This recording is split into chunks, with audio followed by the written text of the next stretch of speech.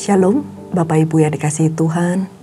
Selamat bergabung kembali di Bible Study Online CK7. Pada malam hari ini kita akan sama-sama membahas dari kitab Yesaya pasal yang ke-52. Dan sebelum kita mulai pembahasan Alkitab di Yesaya ini, mari saya ajak Bapak Ibu untuk sama-sama menyembah Tuhan, memuji meninggikan Tuhan. Kita minta urapan Tuhan turun atas kita semua. Terima kasih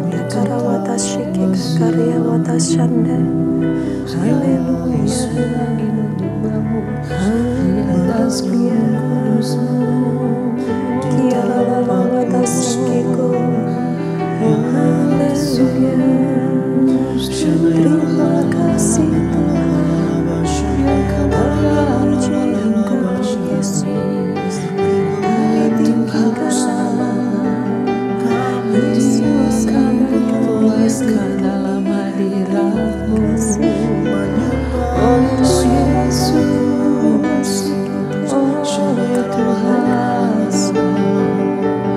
yang bangga nama-Mu.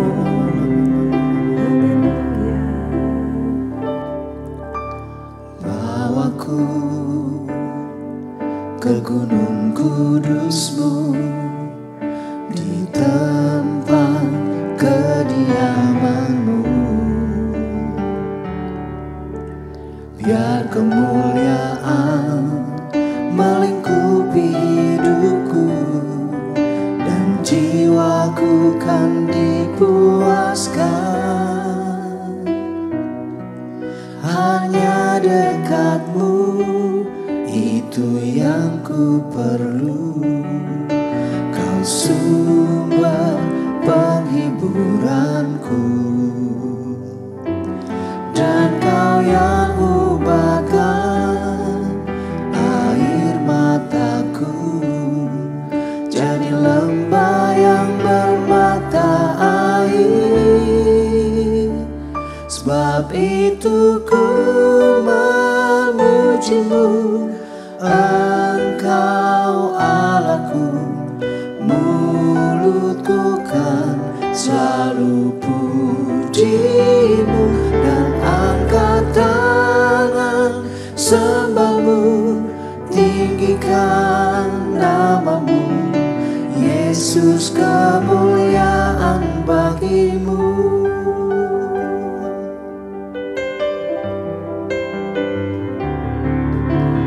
Bawaku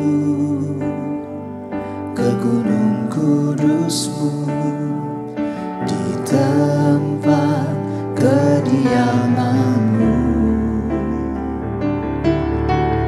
biar kemuliaan melingkupi hidupku, dan jiwaku kan dipuaskan. Hanya dekat-Mu, itu yang ku perlu. Kau sumber penghiburanku, dan Kau yang ubahkan air mataku jadi lembah yang bermata air. Sebab itu ku memuji-Mu, Engkau Allahku. Mulutku kan selalu puji-Mu, dan angkat tangan sembah-Mu, tinggikan nama-Mu. Yesus, kemuliaan bagi-Mu. Sebab itu ku memuji-Mu, Engkau Allahku. Mulutku kan selalu puji-Mu, dan angkat tangan sembah-Mu, tinggikan nama-Mu. Yesus, kemuliaan bagi-Mu. Sebab itu ku memuji-Mu, Engkau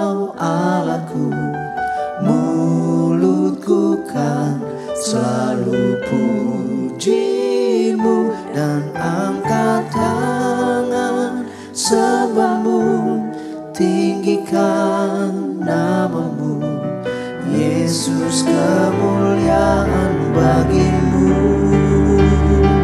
Sebab itu ku memujimu, Engkau Allahku, mulutku kan selalu pujimu, dan angkat tangan sembahmu, tinggikan namamu, Yesus, kemuliaan bagimu.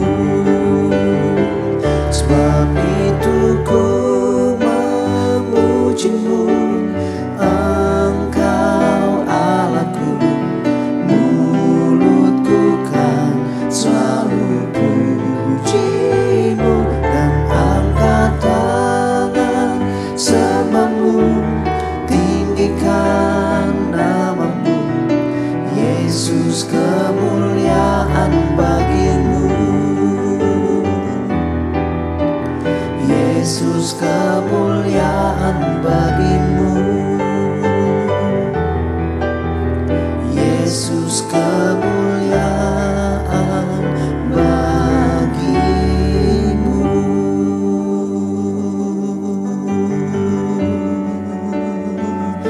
Kami memujimu, kemuliaan bagimu di tempat yang maha tinggi.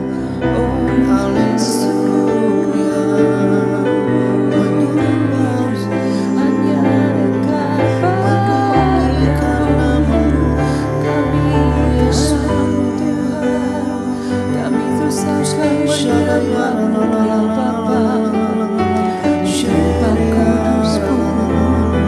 Sebab Engkau yang kudus. Oh haleluya,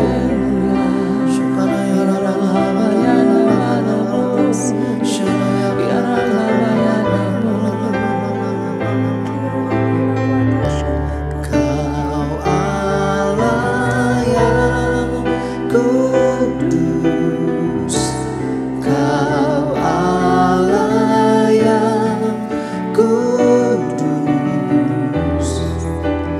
di tata suci-Mu kami menyembah, namamu disanjung, kuasa-Mu nyata sempurna. Kami puja Engkau Raja mulia. Kau Allah yang kudus, Kau Allah yang kudus,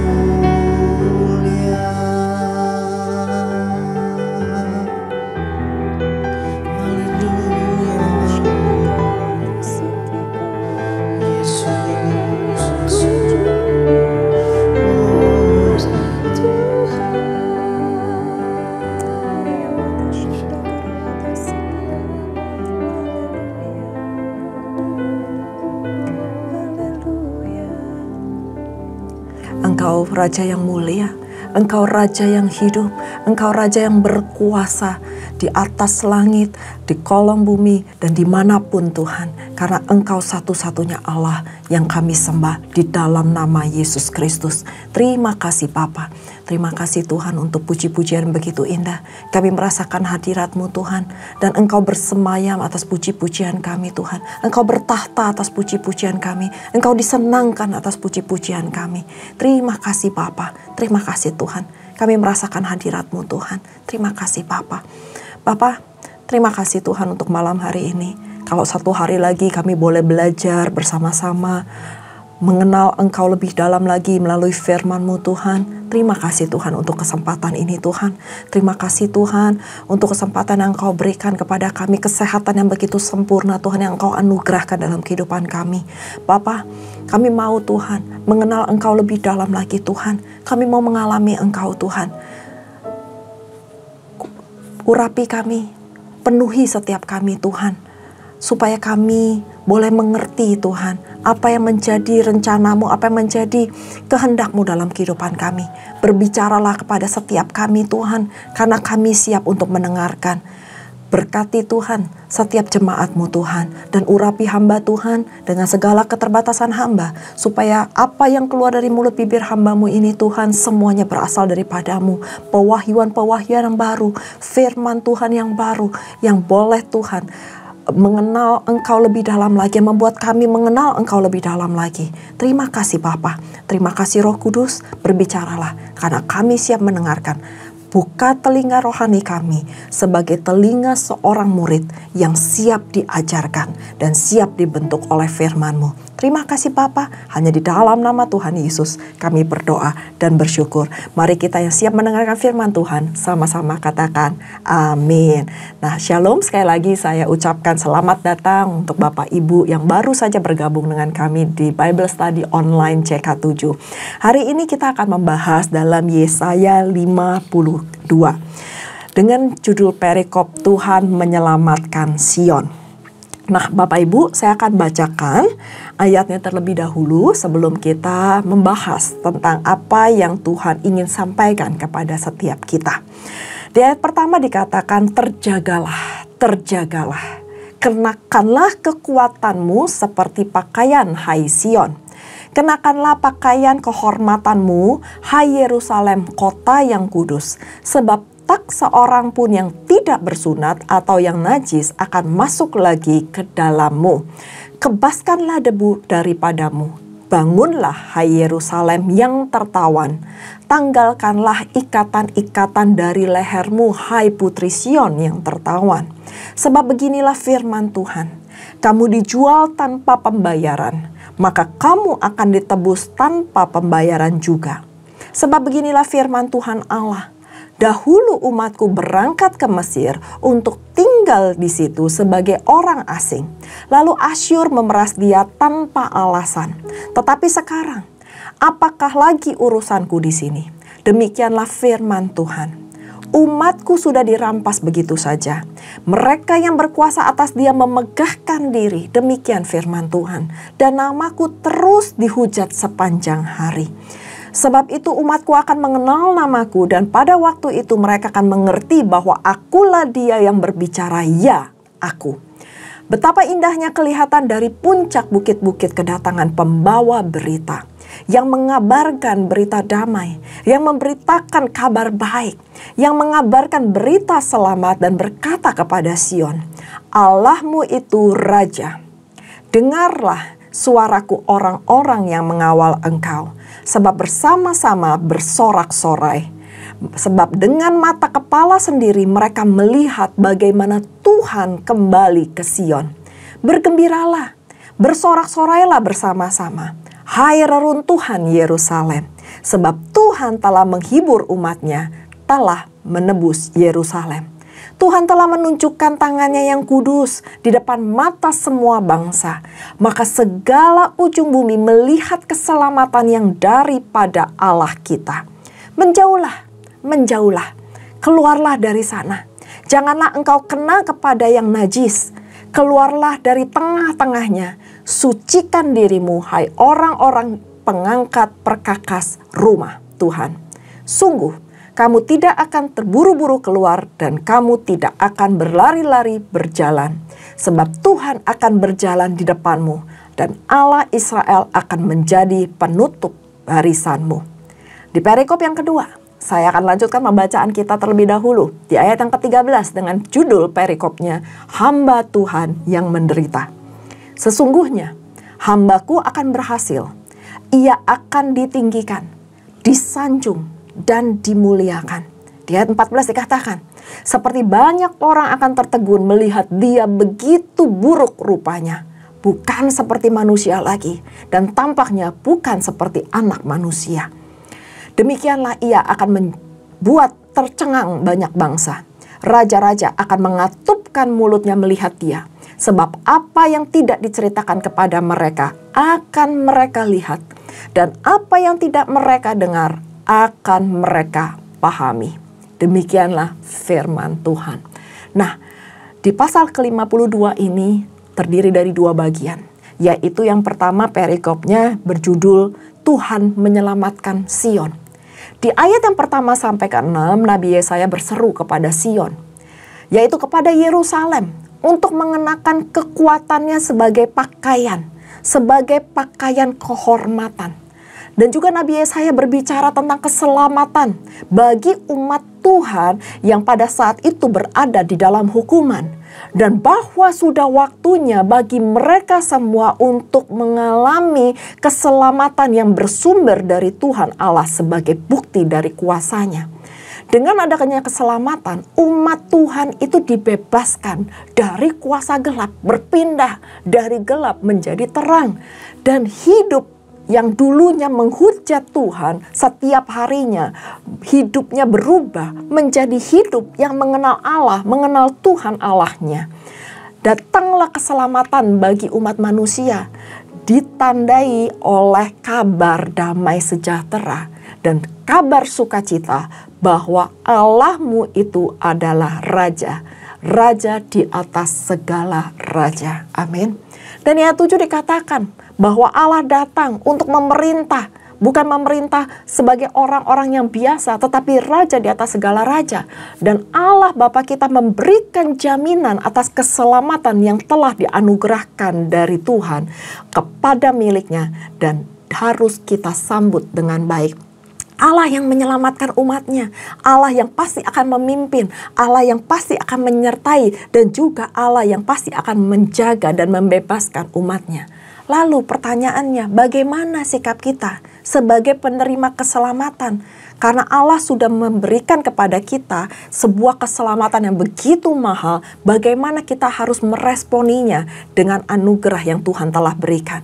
Nah, ada beberapa hal, ada 3 hal yang saya ingin sampaikan kepada Bapak Ibu. Bagaimana respon kita untuk dilakukan sebagai wujud tindakan kehidupan kita sehari-hari. Untuk meresponi keselamatan yang Tuhan telah berikan dalam kehidupan kita. Yang pertama yang saya ingin katakan adalah hidup benar. Hidup benar di dalam Tuhan Allah kita. Jangan hidup sembarangan. Jangan jatuh lagi di dalam dosa. Dan yang kedua, jangan berikan kesempatan terhadap dosa untuk mengikat kita, untuk mengembalikan kita, untuk menarikkan kita ke dalam kehidupan yang gelap, kehidupan yang tertawan, kehidupan yang sia-sia tersebut. Dan yang terakhir, bagaimana respon kita? Kita harus menjaga hidup kita. Hal-hal yang tidak sesuai dengan kebenaran firman Tuhan, kita harus jauhkan. Kita sebagai orang percaya harus menghargai keselamatan yang Tuhan telah berikan di dalam kehidupan kita melalui darah anaknya yang begitu mahal di atas kayu salib. Dengan melakukan hidup yang benar, dengan melakukan segala kehendak Allah yang Allah inginkan sesuai dengan firman-Nya. Dan pertanyaannya yang untuk kita renungkan adalah bagaimana kita hidup dalam kesehari-harian kita. Apakah kita bersedia untuk bertobat, untuk kembali mungkin dari jalan-jalan kita yang tidak benar, menuju ke jalan kebenaran. Karena Tuhan adalah sumber kebenaran itu sendiri. Dan bersediakah kita untuk mengakui kesalahan-kesalahan kita dan memuliakan Tuhan dan mengutamakan Tuhan sebagai sumber keselamatan kita. Nah, itu adalah perikop yang pertama yang Tuhan inginkan untuk menyelamatkan kita. Kita harus mengenakan keselamatan itu sebagai pakaian yang selalu nempel dalam kehidupan kita. Kalau kita melakukan sesuatu yang gak benar di hadapan Tuhan, bagaikan ibarat kita menanggalkan pakaian kita. Dan kita hidupnya akan menjadi malu. Dan bahkan kita akan dipermalukan oleh banyak orang. Maka dari itu dikatakan di ayatnya bahwa kenakanlah pakaian kehormatanmu. Adalah suatu kehormatan yang Tuhan berikan. Kalau Tuhan sudah menyelamatkan Bapak, Ibu, dan saya, mari kita terima keselamatan itu. Dan jangan pernah menyia-nyiakan keselamatan yang Tuhan telah berikan di dalam kehidupan kita. Nah, dilanjutkan dengan perikop yang kedua, hamba Tuhan yang menderita. Bapak, Ibu yang dikasihi Tuhan, ayatnya pendek, tetapi ini cuma 3 ayat, tetapi ini sudah merangkum apa yang menjadi penggenapan firman Tuhan di Perjanjian Baru. Dikatakan di ayat ke-13 bahwa hambaku yang berhasil sesungguhnya itu ditujukan kepada Mesias, yaitu Tuhan kita Yesus Kristus. Dan Yesus yang ditinggikan, Yesus yang disanjung, Yesus yang dimuliakan. Gak ada yang lain selain Tuhan Yesus yang patut ditinggikan, patut disanjung, dan patut dimuliakan. Dan di ayat ke-14 menggambarkan bagaimana beratnya penganiayaan yang akan Yesus alami pada saat penyalipannya. Sampai mukanya sebegitu buruk rupanya, tidak dapat dikenali. Dan itu yang akan dialami oleh Tuhan Yesus untuk menyelamatkan dosa-dosa manusia. Dan di ayat ke-15 dikatakan bahwa bangsa-bangsa dan raja-raja akan tercengang melihat Dia. Raja di atas segala raja dan Tuhan di atas segala Tuhan. Dan bahkan dikatakan apa yang tidak diceritakan kepada mereka akan mereka lihat dengan mata kepala mereka sendiri. Dan bahkan apa yang tidak mereka dengar akan mereka pahami melalui penyalipan Kristus, melalui tebusan darah Yesus untuk menyelamatkan dosa-dosa manusia. Itu digenapi oleh seorang anak manusia yang dikirim, diutus oleh Allah Bapa untuk menyelamatkan kita sebagai umat manusia. Bagaimana respon kita mengenai keselamatan Kristus? Keselamatan itu jangan disia-siakan. Memang kita sudah diselamatkan dan itu gratis. Tapi hidup ini bukan gratisan, bukan murahan, bukan gampangan. Kita harus menjaga keselamatan kita. Karena Tuhan Yesus begitu menderita di atas kayu salib untuk menebus dosa kita. Jangan kembali ke dalam dosa kita.